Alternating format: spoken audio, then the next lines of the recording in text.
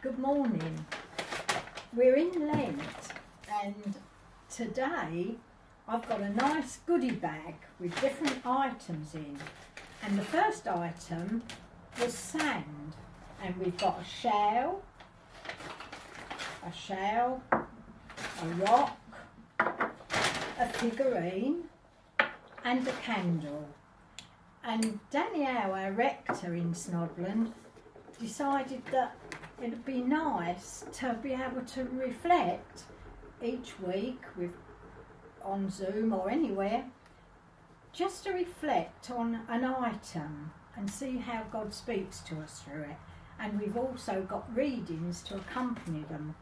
Well, I picked up the sand straight away, and that reminded me of the covenant which Abraham in Genesis chapter 22 verse 17 says, "I will surely bless you and make your descendants as numerous as the stars in the sky and the sand on the seashore."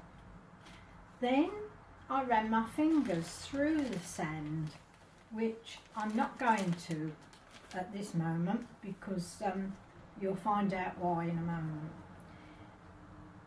Why? I felt the sand and it was beautiful, but I forgot to shake my hand, and what did I do? I rubbed my eyes, and I must have got a speck of sand in one of my eyes, which irritated me until I went to bed that night. It wasn't until the next day I thought about the sand and thought about the pearl of great price. So I looked up how a pearl is made. You probably know, but I think it's interesting, so I want to read about it. Pearls come from oysters and mussels, but exactly how they are created by them. The process begins when a particle, or what is referred to as an irritant, gets inside the mollusk. This particle, in essence, functions as the nucleus of the pearl from a very early stage. Once the irritant becomes trapped, the mollusk begins to coat it with nacre as a defence mechanism. Nacre is a composite made mostly of aragonite that is strong and iridescent. The unique lustre or glow of pearls comes from this nacre.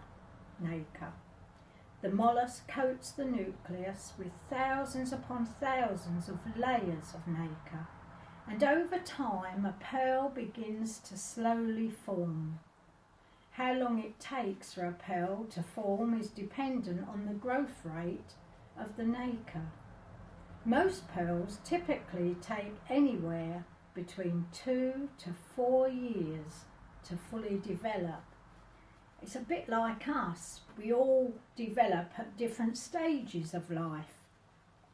And that reminded me of St. Paul in the Gospel, how he had an irritant, like I had an irritant in my eye. He had an irritant from God.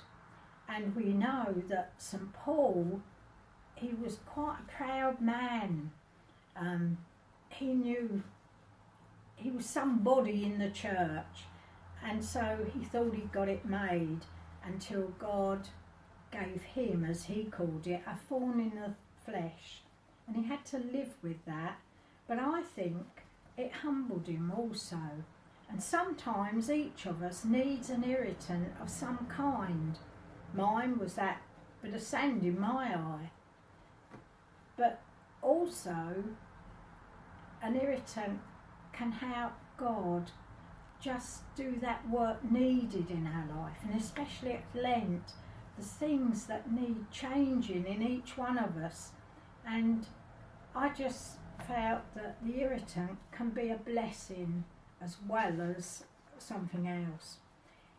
And I read from that on Matthew 13 verses 45 to 46. Again, the kingdom of heaven is like a merchant in search of fine pearls. On finding one pearl of great value, he went and sold all that he had and went and bought it. That's what Jesus means to us, is the pearl of great price. And that's what we mean to him, if we allow him to develop us, to allow him to grow us in the way that he wants to. And so today, I think what a little gem the Lord gave to me for having that irritant bit of sand in my eye. Thank you.